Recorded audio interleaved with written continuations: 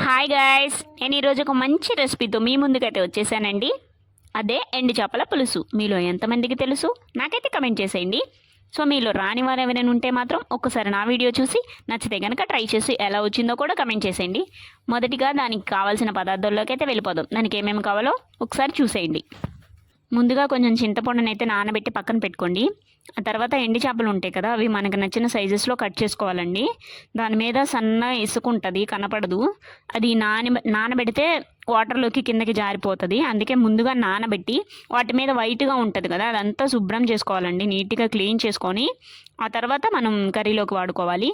ముందుగా అయితే నానబెట్టి పక్కన పెట్టుకోండి. దానికి కావాల్సిన వెజిటేబుల్స్ ఏంటంటే పొటాటో, నేను ఆనియన్స్, టొమాటో, పచ్చిమిర్చి, వంకాయ ఇవరికే వేస్తున్నాను. ములక్కాయ కూడా వేసుకోవచ్చు.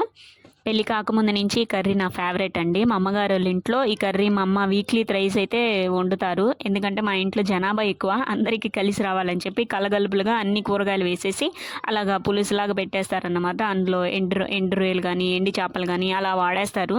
అప్పుడు కొంచెం ఎక్స్ట్రా టేస్ట్ కూడా వస్తుందని. సో అలా నాకైతే ఫేవరెట్ అయిపోయిందండి. అక్కడి నుంచి నాకు బాగా అలవాటు ఆ కర్రీ. అలాగా నేను కూడా నేర్చేసుకున్నాను. సో ఇప్పుడు నా ఫేవరెట్ అయిపోయింది, నాకు కూడా వచ్చేసింది చేయడం కూడా. సో దానికైతే వెజిటేబుల్స్ అన్నీ కట్ చేసేసుకున్నాను. చూడండి, సన్నగా తరిగి పక్కన పెట్టుకోవాలండి. నార్మల్గా ఎవరైనా వెజ్ కర్రీస్కి నాన్ వెజ్ కర్రీస్కి సపరేట్ కడాయిలు అయితే వాడుకుంటారు కదండి. అలాగా నాన్ వెజ్ వండుకునే కడాయి అయితే ఒకటి తీసుకోండి. అందులో అయితే ఆయిల్ పోసుకొని కొంచెం ఎక్కువే పోసుకోండి. ఇలాంటి పులుసు కూరలకి నాన్ వెజెస్కి కొంచెం ఎక్కువ ఆయిలే పడుతుంది కదా, అలాగే ఎక్కువ ఆయిలే పోసుకోండి. ఆయిల్ అయితే హీట్ అయినాక ఆనియన్స్, పచ్చిమిర్చి వేసుకొని కొంచెం ఫ్రై చేసుకోవాలండి.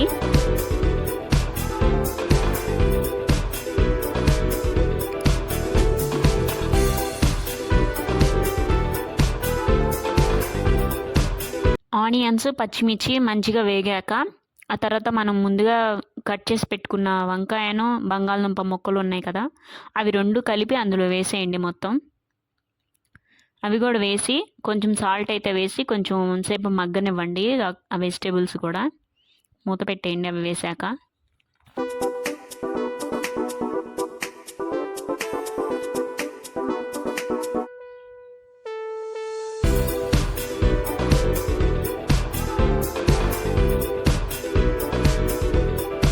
వంకాయ, బంగాళదుంప కొంచెం మగ్గినాక టొమాటోస్ అయితే వేసుకొని కొంచెం కలబెట్టుకోవాలండి.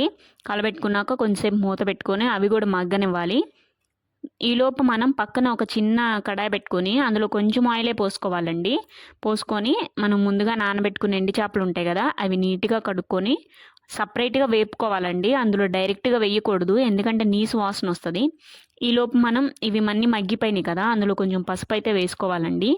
పసుపు వేసుకొని కొంచెం సేపు కలుపుకోండి.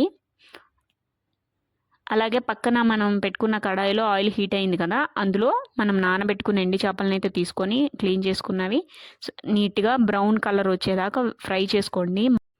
పసుపు వేసుకున్న తర్వాత కారం అయితే వేసుకోవాలండి. కారం కొంచెం ఎక్కువగానే వేసుకోవాలి. నేనైతే కొంచెం ఎక్కువగానే వేస్తాను. మీరు కావాలనుకుంటే ఎక్కువ వేసుకోండి, లేదంటే చూసి వేసుకోండి. కారం కూడా వేసుకున్నాక మనం చింతపండు చారు ఉంటుంది కదా, అదైతే మొత్తం పోసేయాలి. పోసేసుకొని మూత పెట్టేయండి.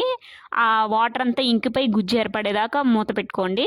సో మధ్యలో ఒకసారి మనం వేపుకొని పెట్టుకున్నాం కదా ఎండి చేపలు, అవైతే అందులో వేసేసుకొని కొంచెం కలుపుకొని మళ్ళీ మూత పెట్టి బాగా ఆ నీరంతా ఇంకిపోయేదాకా ఉంచుకొని గుజ్జు ఏర్పడినాక స్టవ్ అయితే ఆఫ్ చేసుకోండి. కొంతమందికి నీరుగా కావాలనుకున్న వాళ్ళు మధ్యలోనే ఆపేసుకోండి. నేనైతే నాకు నీరుగా ఇష్టం లేదు, గుజ్జుగా ఇష్టం, అందుకే నేను లాస్ట్ దాకా ఉంచుకున్నాను.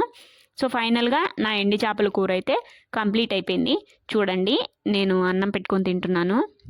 నేను రైస్ తక్కువ, కర్రీ ఎక్కువ తింటానండి. మీలో ఎంతమంది ఇలా తింటారో నాకైతే కమెంట్ చేయండి. రైస్ తక్కువగానే తినాలి, కర్రీ ఎక్కువగానే తినాలి, అప్పుడే మనం హెల్తీగా ఉంటాము. సో తినేటప్పుడు ఆ ఏపిన ఎండి చేపలు ఉంటాయి కదా, అవి నంచుకొని తింటూ ఉంటే చాలా బాగుంటుందండి. చాలా స్పైసీగా, చాలా పుల్లగా. అసలు ఎండి చేపల కర్రీ చేసుకునే రీతిలో చేసుకొని తింటే చాలా బాగుంటుందండి. మీరు కూడా ఒక్కసారి ఈ స్టైల్లో ట్రై చేసి ఎలా వచ్చిందో నాకు కమెంట్ చేయండి. నచ్చితే కనుక లైక్ చేయండి, షేర్ చేయండి, కమెంట్ చేయండి. So guys, bye.